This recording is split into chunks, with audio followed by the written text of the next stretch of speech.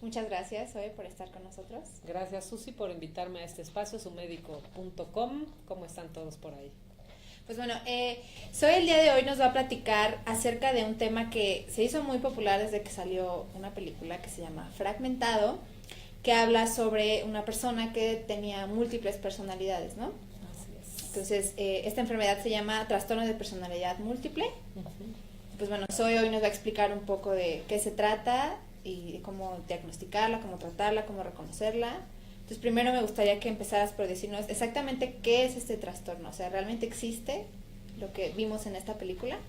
Sí, bueno, como bien dices, es una película y hay mucho de ficción, pero sí está basado en este trastorno que es personalidad múltiple, que actualmente se le llama trastorno por identidad disociativa, porque la característica principal es que en el individuo se divide o se fragmenta, como se llama la película, fragmentado, en diferentes personalidades o diferentes identidades. Esa es como la característica principal. Hay una disociación, una división en la estructura de la mente de la persona, en donde se separan, se dividen varias identidades. ¿Y cuáles serían las causas? ¿Por qué sucede esta fragmentación? La causa es generalmente, se da en la infancia, es un proceso de diferentes situaciones traumáticas y prolongadas.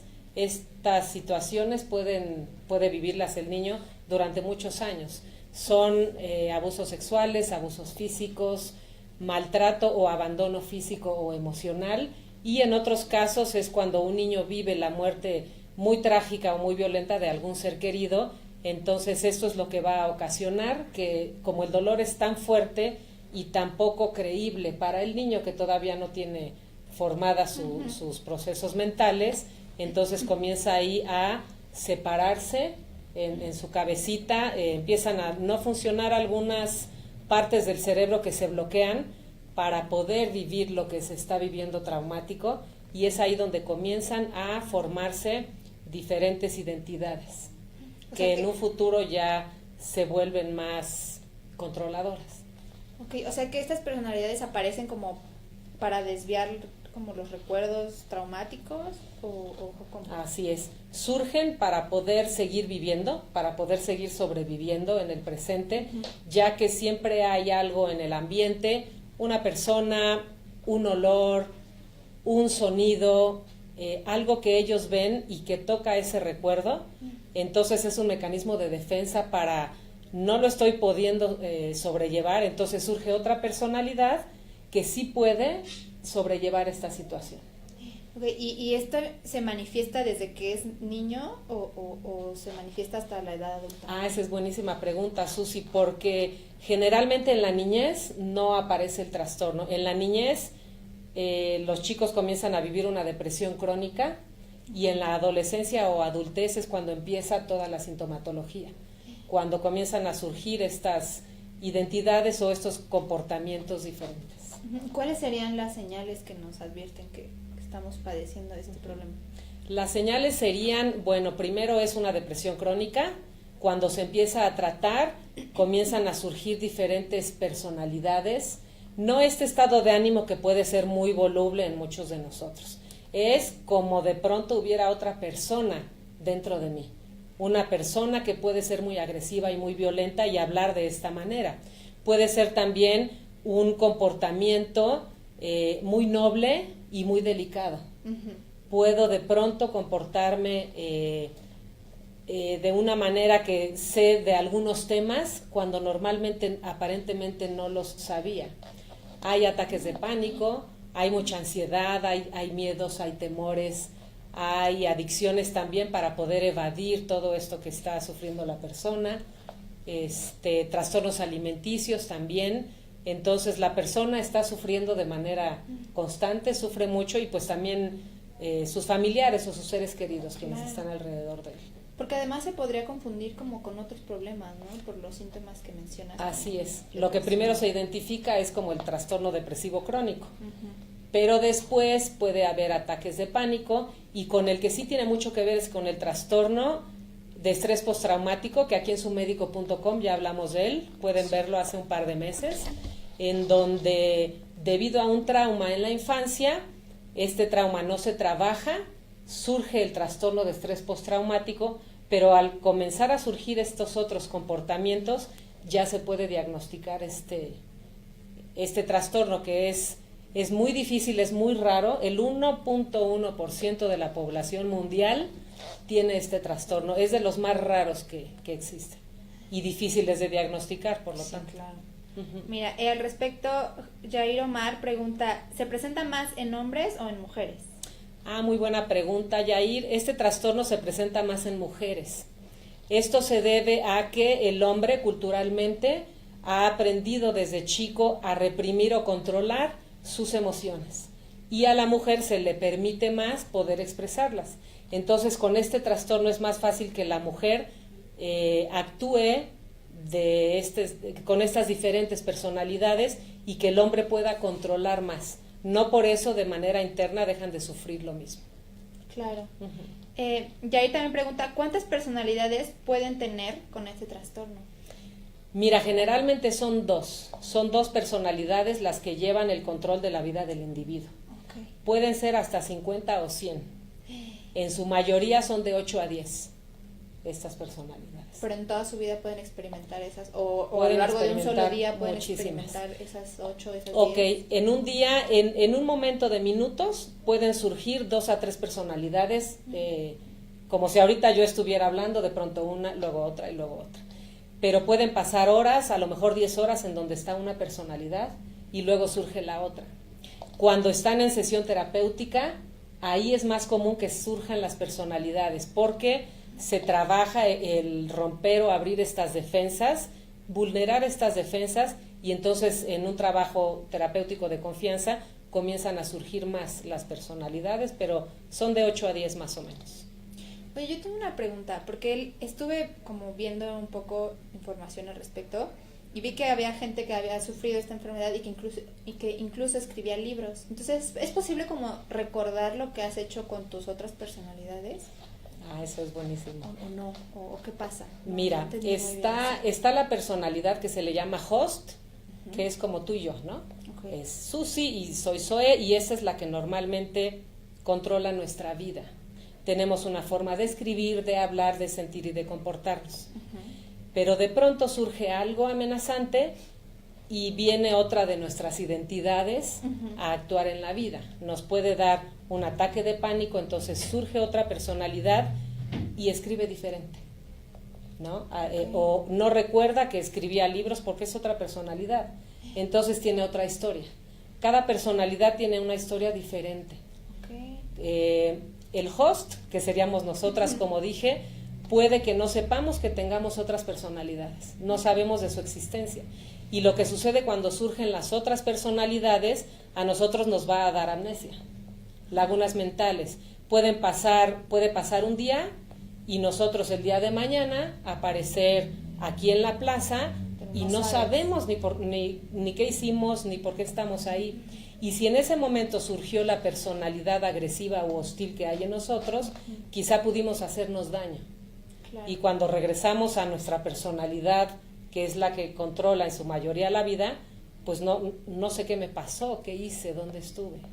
Entonces, para diagnosticarlo, ahí más bien sería como la gente que está a nuestro alrededor la que tendría que ayudarnos, o la misma persona que lo padece podría decir, algo raro está pasando y tengo que ir con un especialista. Las dos, de las dos formas. De hecho, quienes nos están escuchando, habrá algunos que se estén identificando perfectamente con esto que platicamos. Entonces, si tú te identificas, ve con un psicólogo, ve con un psiquiatra de inmediato. Si tú identificas a alguien que tiene este tipo de comportamientos, por favor, ayúdalo, ve con él y ayúdalo a que pida ayuda, porque se vive este trastorno con mucha vergüenza, con mucha culpa y con muchos miedos. Claro. Entonces, pues a veces las personas, es un conflicto mental que no saben qué les está pasando, ¿no? Pero muchas veces terceras personas se pueden dar cuenta de esto y los pueden ayudar. Ok. Mira, Marcos García también pregunta, ¿qué tipo de personalidad puede ser más peligrosa? Ok, mira, es una pregunta bien interesante, Marcos, porque hay diferentes personalidades. Como dije, está el host, hay una personalidad hostil y agresiva, Hay una personalidad que generalmente es una personalidad gay, que es como un adolescente y le da energía de vida a la persona. Hay una personalidad que se comporta como un niño. Esta personita, esta identidad nos va a ayudar a trabajar en el pasado con el trauma. Hay personalidades que son agresivas y desafortunadamente, así como hay personas que tienen este trastorno y pueden llevar una vida normal, pueden vivir esta vida, hay personas cuando toma mucho tiempo el control esta personalidad agresiva, comienzan a hacerse daño, a mutilarse, intentos suicidas, con adicciones. Es el peligro, que a veces son un peligro para sí mismos y un peligro para los demás. Claro. Hay datos de personas que están casados, que tienen hijos y pueden sobrellevar esto, pero hay quienes, como son un peligro para su pareja o para sus hijos, si es que tienen, se aleja a la persona enferma de su familia para que no les haga daño. ¿Y quién sería como el especialista ideal para tratar este problema? El especialista ideal es un trabajo en conjunto, como se dan cuenta es muy compleja este trastorno. Se trabaja de la mano con un psiquiatra, fármacos y psicoterapia. Este es un tratamiento largo, pueden ser años o incluso toda la vida. Es un tratamiento pues doloroso porque hay que ir a trabajar aquel trauma que se vivió quizá durante muchos años. Hay que afrontarlo, hay que aceptarlo y hay que trabajar con todas estas personalidades en una para irlas integrando, que entiendan qué pasó, que todas se conozcan y que se trabaje en conjunto sobre el mismo fin, que es aceptar lo vivido y poder fusionarse en uno mismo. Y mira, al respecto, Yair Omar pregunta si se cura este trastorno. Muy buena pregunta. Así como que se cure, no, porque de manera inconsciente siempre va a haber recuerdos. Pero es una enfermedad que se puede manejar con la intención de que se lleve una vida estable a nivel emocional y a nivel de comportamiento. Entonces, es algo que puede ser llevadero durante la vida.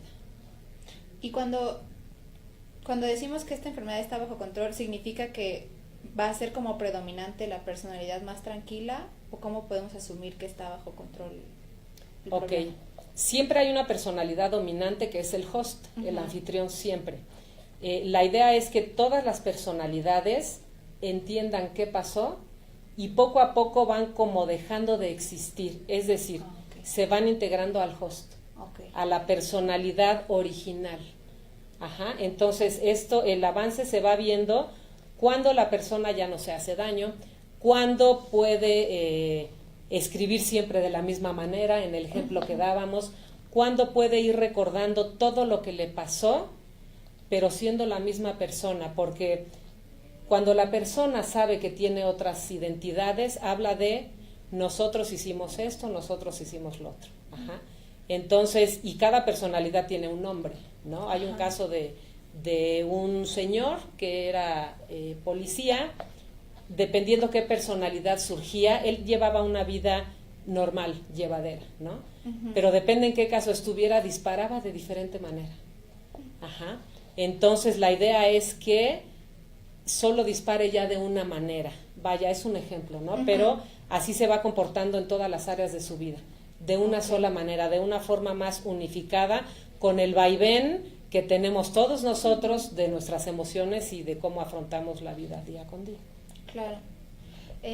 Mira, Juan Manuel Reyes pregunta que si pueden interactuar las personalidades entre sí. Mira, Juan Manuel, a veces no se sabe que la persona tiene otras personalidades. Entonces, al no tener idea, no convive con ellas. A veces este conocimiento es unilateral. Por ejemplo, la personalidad A sabe que existe la personalidad B, pero B no sabe que existe A. Pero C sabe que existe B, A y el host. Y entonces C se lleva con todos. O sea, solo una personalidad tal vez puede que sea. Es posible. Es posible que todas se conozcan entre sí y que entre ellas estén dialogando. Así como cuando nosotros tenemos un conflicto y, ay, ¿qué hago, no? Como este diablito y angelito, ya saben, de las caricaturas, Sí. en donde, ay, ¿qué decisión tomo? O esta o esta? No, pero tal cosa, ¿no? Nuestra personalidad emocional nos dice algo, nuestra personalidad racional nos dice algo, nuestra personalidad impulsiva nos dice algo, pero tenemos nuestros procesos mentales de una forma integrada. Y decidimos, y no pasa gran cosa, ¿no? Nos equivoquemos o no.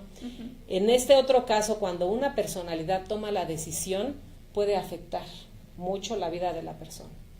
Entonces, la idea en terapia, en el tratamiento es que se conozcan y que se haga una alianza, ¿no? Que sean como, que se amisten todos ellos, que son uno mismo, para que puedan trabajar hacia el mismo fin de llevar una vida estable. Ok. Mira, otra pregunta es de Azucena Uribe y ella quiere saber ¿hasta con cuántas personalidades puede vivir una familia?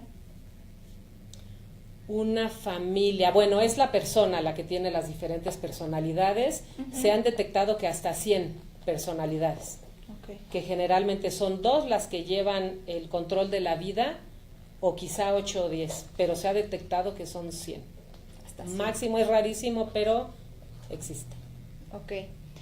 Ricardo pregunta, ¿cómo se puede evitar tener personalidades múltiples? ¿Existen ejercicios para la mente o el cuerpo? No es como evitar, es un tratamiento, porque si recordamos, las causas son traumas terribles que se vivieron en la infancia durante tiempo prolongado. Entonces, la forma, más que de evitar, de tratar esto, es ir a ese momento. Es muy doloroso trabajar eso, reconocer lo que sucedió para entender qué me está pasando hoy y poder así, más que evadir o negar, porque eso no es posible, internamente se sigue sufriendo, es poder, como dije, integrar y trabajar y unificar para que los procesos mentales puedan trabajar de una manera sana. Ok. Oye, y además de Fragmentado, ¿hay más películas que hablen de este tema? Porque al menos yo conocí como el tema hasta que vi esa película, pero no sé si había otras. Sí, porque es la película como más actual del tema, está muy buena, es fuerte, está muy buena. Hace muchos años hubo una película que se llamó Psicosis. Hay otro que fue un caso de las primeras mujeres en donde se detectó de manera formal, que se llama Civil. Hay otra película, El Club de la Pelea, que también fue muy conocida, muy sonada. Hay un libro que se llama Las 3 caras de Eva, también de un caso real. Y bueno, hay algo ahorita con esta pregunta me acordé. Antes que no se tenía diagnosticado y como un trastorno esta enfermedad, se pensaba que eran posesiones, ¿no? Sí. Que a la persona la poseían espíritus demoníacos, malignos, etcétera. Entonces la persona por eso se comportaba de diferentes maneras, sobre todo esta personalidad agresiva, porque tienen otra voz. O sea, si tú ahorita te conviertes tu personalidad en una niña de 5 años, vas a hablar diferente, te vas a comportar diferente y te vas a sentar diferente. Claro. Entonces, sí era muy visto desde el punto de vista religioso, en donde la gente era poseída. Pero bueno, debido a muchos estudios, pues la ciencia ha podido separar este aspecto religioso de un aspecto científico del comportamiento del ser humano. Claro. Pues mira, a mí sí me hace muy, muy interesante ese tema y creo que está muy bien que nos vengas a explicar que sí es real, ¿no? Y que a lo mejor esas cosas que a lo mejor vemos como de mucha ficción. Sí, claro, Sí, ahí es ficción y desafortunadamente con estas películas lo que sucede es que hay gente que imita, ¿no?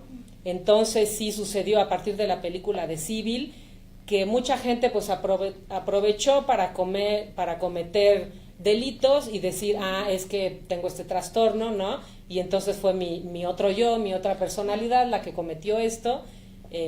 Entonces, claro, con un buen diagnóstico pues se ve que la persona está fingiendo, claro, ¿no? Pero sí ha sucedido también. Ok, mira, tenemos otra pregunta. Preguntan si tenemos algún defecto físico como ser tartamudo o no ver bien en nuestra personalidad principal, ¿se puede quitar en otra personalidad? Sí, y esto es súper interesante.